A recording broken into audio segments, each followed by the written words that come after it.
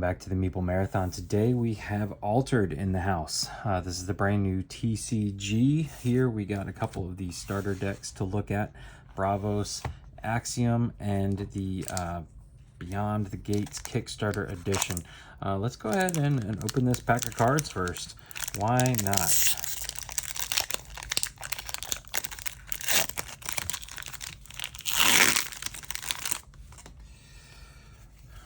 All right, got some nice foil sheen to it. I mean, that looks like the exact person we're going to get here in this starter deck, but maybe it's not going to be foil like that.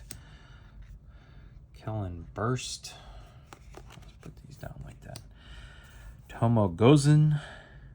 And this is Axiom. This is a Bravos starter. Here's another Axiom that we can throw in our deck. Location.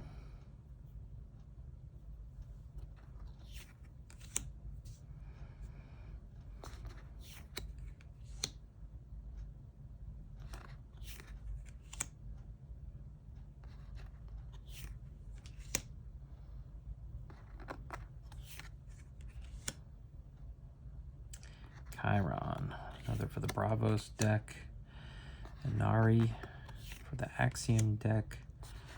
Dragana, Flamel, and Mana Convergence.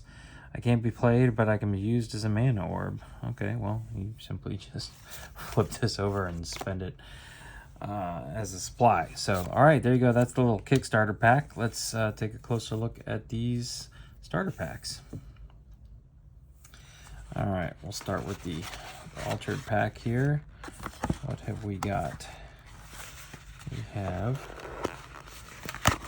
some cards here, and it tells you on the back of the box what you can be doing with the the QR codes. So summon your Firecat companion to seize the advantage. Where does that say? Unique cards, scan and register your cards. Worldwide marketplace, print on demand, event locator. So we have the tokens here. First player token. And then you have a companion token and a, hero token. And the objective is going to be to meet them in the middle. We're going to have a play mat here that should come with each starter deck. Let's take a look at that.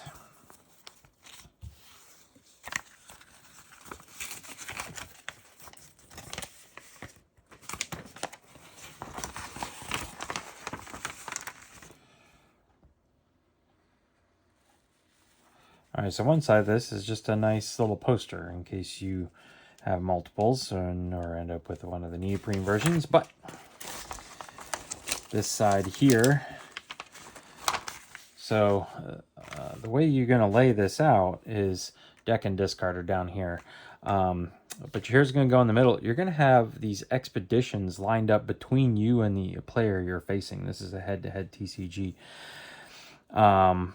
And so you'll put people up into the expeditions. You'll compete for basically area control of those expeditions, and then you will advance these markers left and right to try and meet somewhere in the middle.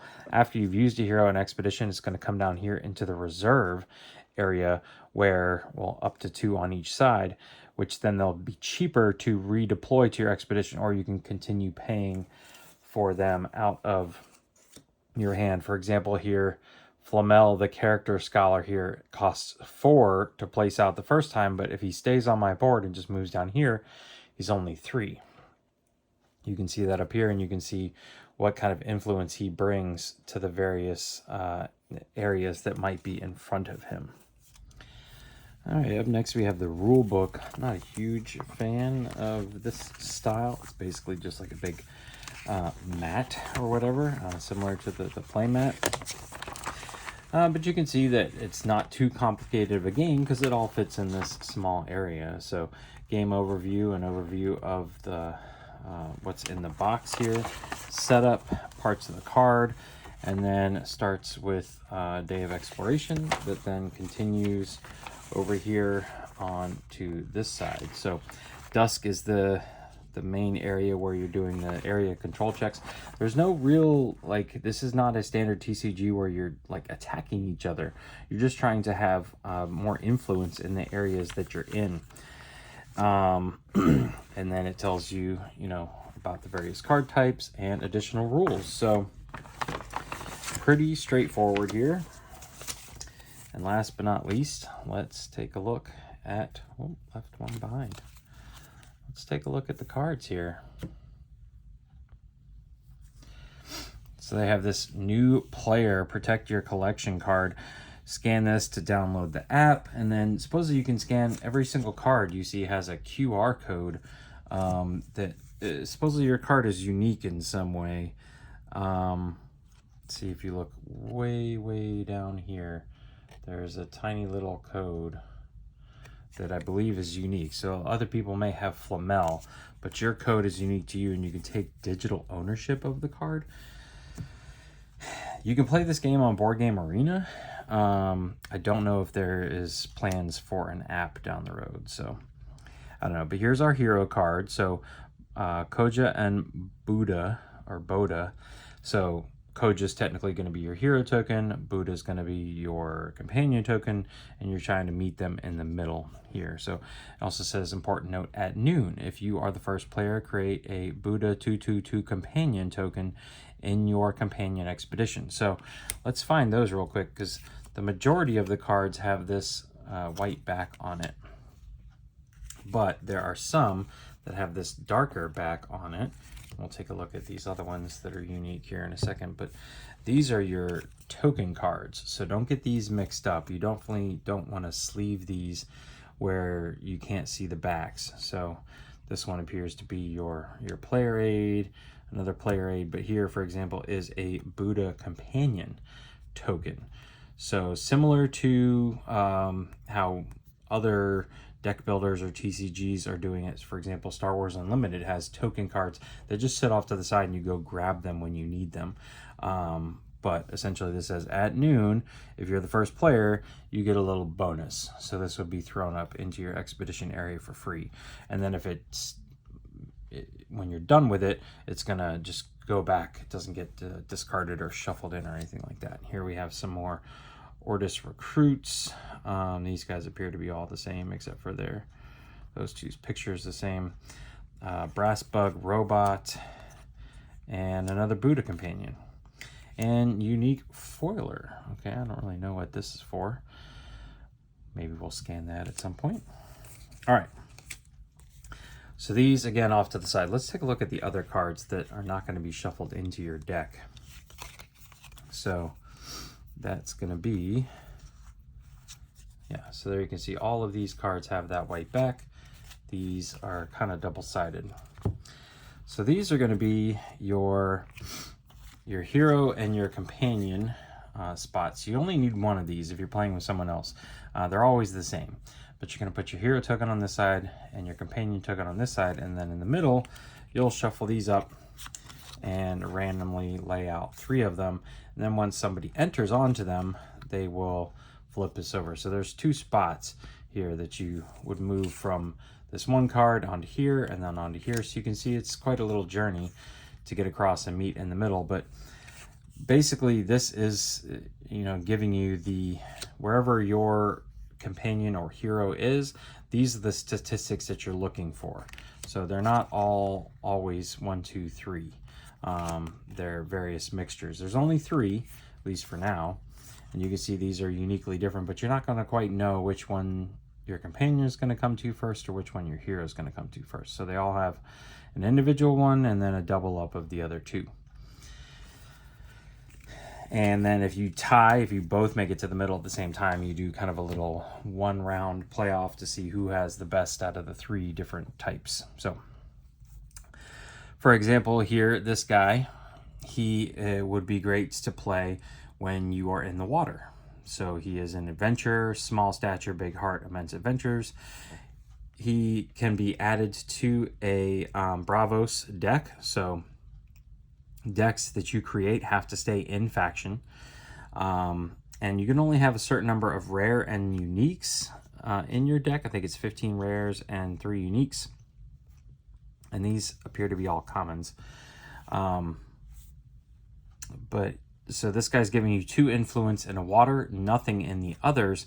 But then an important symbol here down is this little red X. So it says the next character you play this turn gains 1 boost. Discard me from reserve to do this. So that little red X is telling you that this is like a support action.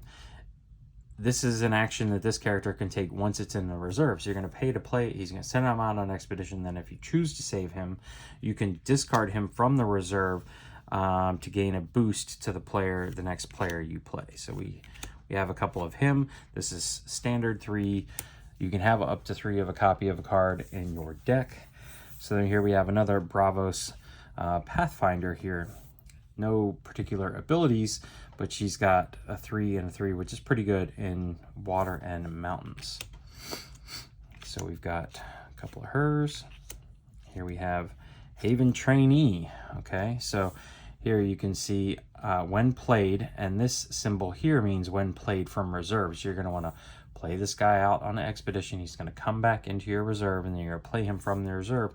So when played from the reserve, I gain 2 boosts. A boost is a +1/+1/+1 counter. Remove it when it leaves the expedition zone.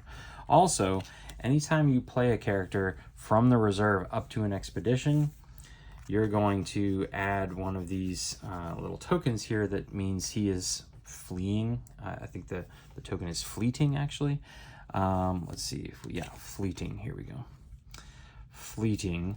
That means they can't be taken back into your reserve. So basically, most characters, you have like 2 chances to use them. So here's another one that has really high stats in various things. He's 4 and 4, so he's expensive to bring out no matter where he is.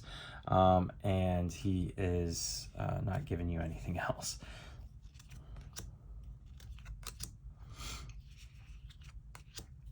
Haven Bouncer. So this one here shows you the hand is when played out of the hand. So sabotage, discard up to 1 target card from a reserve. So you can kick somebody's card out from reserve, and then when you play her from the reserve, I gain 1 boost. So, and again, she's just the same to play out of your hand as a reserve, but she's giving you an ability each time you do that.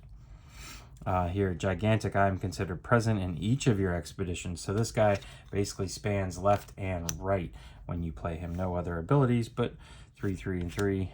Again, he's pretty hefty here.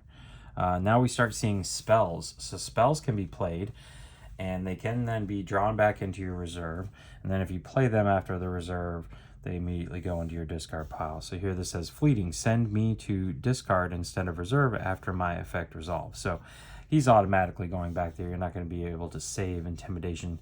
This says return target character or permanent with hand cost 4 or less to its owner's hand. Remember, hand cost is important because this is a 2 and then reserve cost is a 2. So a lot of these cards are the same. But here's one that's actually cheaper to play out of your hand and more expensive to play from the reserve. So this messenger, when played from the reserve, gains 2 boosts. He's pretty simple right off the bat, but if you're willing to save him, he gets even better. And so here we have I believe this is the difference between like a rare and a common and uniques and things like that, is that this is a full art card. And this one here has the black border on it. They definitely have different backgrounds. This one here has more details. Here, I can hold these up so you can see them a little better. But this one here has, you can see some type of filigree on their cape. That really might be it, actually. But this is obviously a nicer looking card. People are going to want more of these in their deck than these. So yeah, here I gain fleeting. If I would be sent to reserve, discard me instead. I gain fleeting, I gain fleeting. So here's another one that's just alternate art. All right, I'm not going to, necessarily explain all of these here. This one again says, the next character you play this turn gains 1 boost. Discard me from the reserve to do this. Anything in the red banner, the character has to be in the reserve to to use that action. So just kind of going through here and trying to see. I see a few more fun full art cards like this guy. It's just a much nicer looking card. Ooh, look at that guy. 6 and 6, 9s across the board. Tough one. Your opponent's spells and abilities that target me cost 1 more. Wow. That is a beefy fella right there. And that's going to be it. All right, so that's our Bravos starter deck. I'm not going to show off all of the basic stuff, but let's get the other pack open and look at the cards now. All right, so here we have the Axiom starter deck. Just to note, the player mat and everything, the picture on the back were exactly the same. Some of the pictures of the cards were different in the rule book. They actually show like these cards, which is interesting. But it's the same rule book, and the tokens were exactly the same. So, all right, new player. Protect your collection. Here's our hero. Let's see what this one says. When you play a permanent with hand cost 3 or more, you may exhaust, which means, you know, rotate to the side and can only be done once per turn, to create a brass bug 2/2/2 robot token. We saw the brass bug actually in the other starter deck. So yeah, I'm just gonna more quietly flip through these here. If something pops up, I will certainly speak of it. So here's a really nice keyword here, resupply. Put the top card of your deck in reserve. So again, you have to play this character. You either figure out a way to get him directly into the reserve or play him out to an expedition and then play him out of the reserve to get this resupply ability, which is just basically an extra card into your mana thing. I forgot to mention that you start the game by drawing 6 cards, choosing 3 to place into your mana. So you start the game with 3 mana to spend, and then at the beginning of every turn you will draw 2 cards, and you have the option to mana or put into your reserve, resupply, whatever you want to call it, 1 card from your hand, similar to like Disney Lorcana. But it's interesting that you start the game off with a little bit of a boost. Small hand, but 3 energy right off the bat. So lots of brass bugs. I bet we're going to see a lot of brass bug tokens here at the end. This guy's got a lot. Oh, this is a spell. Fleeting, so you can only use this once, essentially. Choose 1, send to reserve target character with him. Discard target permanent card. So here's this is Brass Bug Hub. This is a landmark, so you can have up to 2 landmarks on your map. So this will be placed out and would be permanent. And then at any point in time, I gain 3 Kellon counters at noon. So that's a specific phase of the game. You may pay 1 counter and spend 1 of my Kellon counters. Oh, spend 1 mana. So you have to pay a mana, you know, tap 1 of your reserve cards and spend 1 of the counters to create a Brass Bug robot token.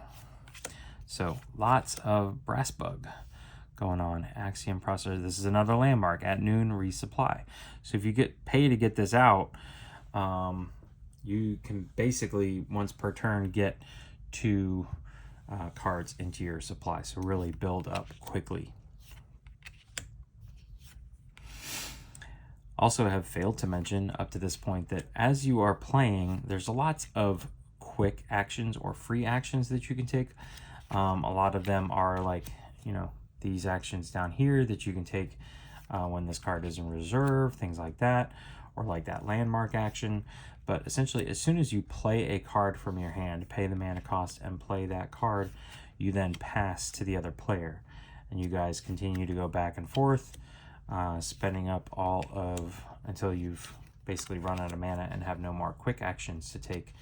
Then everybody goes into the dusk phase and you roll into a new day. So lots of Brass Bug stuff in this one. This one has a lot more landmarks than the other one. All right, so we've seen these before. These are not going to be any different. Neither are these. And here we have only 2 Brass Bug No, 3. Okay, there's that unique foiler. The Maw, token character companion. When you sacrifice a character, I gain 2 boosts. Okay. Yeah, very similar, but lots of brass bug companions. All right, so there we go. Ooh, I like this guy. I was flipping and not paying attention. The Frog Prince, bureaucratic noble, 3 and 3. He likes the forest and the water. Makes sense. Thankfully, he doesn't seal his contracts with a kiss. If you discard him from the reserve, the next permanent you play this turn costs 1 less, aka landmarks, which we've seen a lot of. So, all right, there you go, ladies and gentlemen. If you have any questions, please feel free to let me know in the comment section below. I'm going to give these starter decks a little try, and then we'll come back with a review video, let you know what we think of this. Probably comparing it a little bit to Star Wars Unlimited, Disney Arcana, the other big TCGs that have come out recently. This one's definitely unique though, in the fact that it's a little bit of area control, no like head-to-head battling or attacking or anything like that. So, all right, if you enjoyed this video, please consider giving it a thumbs up and subscribing to the channel. Once again, thanks for watching. Have a great day.